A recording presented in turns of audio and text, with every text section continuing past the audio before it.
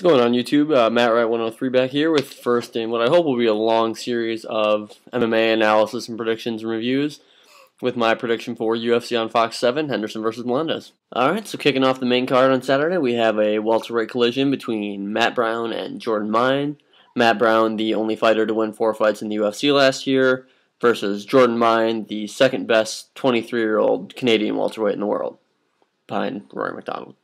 And Dan Hardy was supposed to be the one fighting Matt Brown in this card, but he had to pull out due to a condition with his heart. Wish the best for him. Hopefully he can come back and make a full recovery. But we still get a barn burn of a fight here between Brown and Meine. Jordan Meine just fought last month at UFC 158, knocked out Dan Miller in the first round, which is a huge feather in his cap. Dan Miller fought some of the best at 185. And was never put away.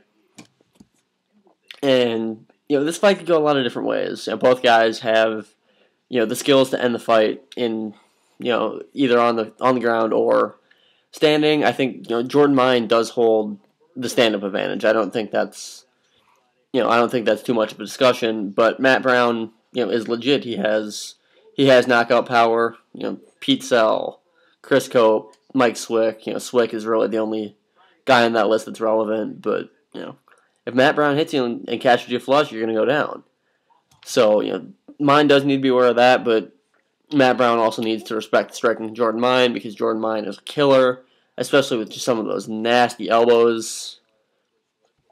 So Jordan Meine holds the stand-up advantage, and I think Matt Brown probably holds the grappling advantage, but Meine isn't a slouch in the grappling department. I don't think he's going to be submitting Matt Brown, like Brown was by Ricardo Almeida, Chris Lytle, Seth Baczynski, Brian Foster. But I think Mine's grappling skills are going to be enough for him to at least defend any onslaught that Brown can throw at him on the ground, and hopefully be able to defend takedowns and keep the fight standing because that is where that's where his best interests lie.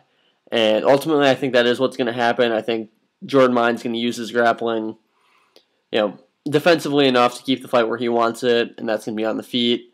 And he won't be knocking out Matt Brown, but I think Jordan Meine will take a decision. All right, moving on. The next fight on the main card is going to be a lightweight collision between Nate Diaz and Josh Thomson. Thomson is one of 2 guys to hold a victory over Gilbert Melendez, who's Diaz's training partner and is going to be fighting for the title later in the evening, whereas you have Nate Diaz, who's coming off of a title loss to Benson Henderson back in December. And comparatively, I look at Nate Diaz and Josh Thomson, and over the past few years, they've faced and beaten, for the most part, a who's who of guys in their division, in their respective organizations, Strikeforce versus the UFC. Josh Thomson, he holds wins over KJ Nunes, JZ Cavalcante, Pat Healy, and Melendez, 5 years ago at this point. Whereas Diaz, over the last few years, he beat Melvin Gillard, and then, more recently on his streak to get to the title, Takanori Gomi, Donald Cerrone, Jim Miller, all in a very impressive fashion. And if you look at the resumes, I think that is the difference is that Nate Diaz has faced just much tougher guys than Josh Thomson, with probably the exception of Gilbert Melendez, but I would also pick a couple of Nate Diaz's opponents to beat Melendez or at least give him a very tough fight. More on that later. And Josh Thomson, he has given Gilbert Melendez plenty of problems in all 3 of their fights. And I think stylistically he's a matchup better suited for a guy like Melendez rather than Diaz. And in the end, I think Nate Diaz is going to win this fight. He has Melendez.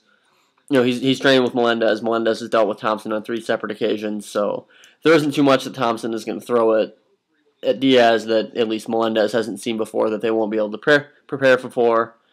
I think Nate Diaz could very easily make this look like the Cowboy Cerrone fight where he just walks Josh Thomson down, and he could catch him in a submission if Thomson does in fact shoot for a sloppy takedown. But Thomson has never been submitted before, And even with all of Nate Diaz's grappling ability, don't think he'll be the one to do it, but I think Diaz does take a decision here. Diaz via decision. Alright, and Saturday's co-main event of the evening will be a heavyweight fight between Frank Mir, the former UFC heavyweight champion, and Daniel Cormier, the Olympic wrestler and Strikeforce heavyweight Grand Prix champion.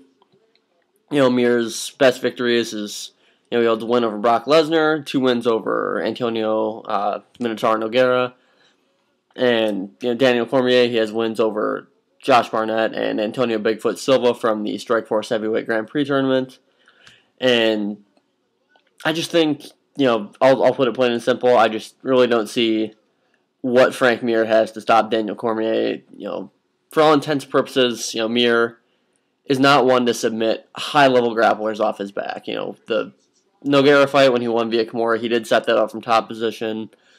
But, Cormier is just too talented a grappler. He's working with Cain Velasquez on a daily basis to, sloppily end up in Frank Mir's guard and all of a sudden, be trying to fight off an armbar.